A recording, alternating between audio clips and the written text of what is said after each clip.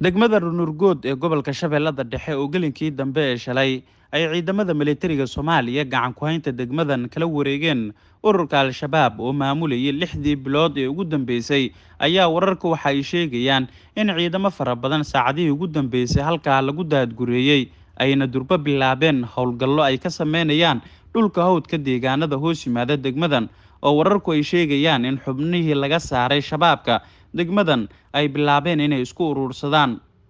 saraakiil ka tirsan militariga Soomaaliya ayaa sheegay inay ka hortageen isla markaana ay gabi ahaanba kala eriyeen xubno shabaab ah oo doonayay inay weerar ku soo qaadaan degmadan oo ay ciidamada militariga Soomaaliya ay kala wareegeen. waxayna sheegeen saraakiishan in howlgalkan uu yahay mid sii socon doono isla markaana uu isku xiri doono ilaa degmada Galcad ee gobolka Galgaduud.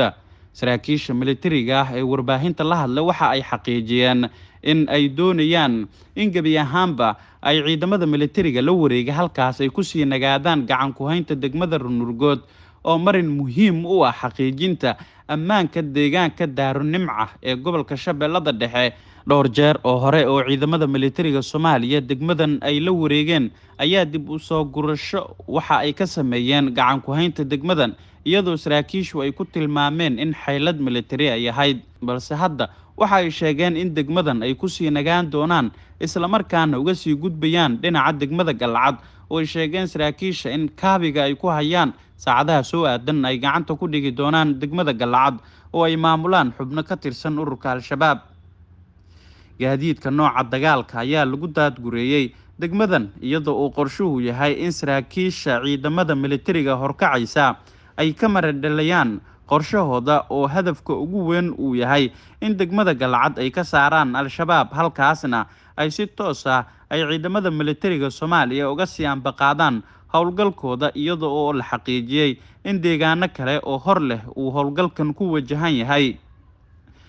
dowladda federaalka ah ee Soomaaliya ayaa dhawaan shaacisay inay dib u bilaabi doonto wajiga labaad ee howlgalka ka dhanka Al-Shabaab iyadoo maalmihii ugu dambeysay caasimadda Muqdisho laga daadgureeyay ciidamo fara badan oo ka tirsan kuwa gorgor. dhinaca kale wararka ka imaanaya deegaanka Buula Xaaji oo 80 kiiloomitir u jira degmada Kismaayo ayaa wararku waxa ay sheegayaan in ciidamada danab ay halkaasi kala wareegeen ururka Al-Shabaab kadib dagaal daqiiqado ka socday deegaankaasi. saraakiisha hogaaminaysa howlgalkan ayaa xaqiijiyay in gacan ku haynta Buula Xaaji ay si toos ah ay gacanta ugu hayaan ciidamada kumaandoosta danab ayna sheegeen inay xaqiijinayaan ammaanka halkaasi.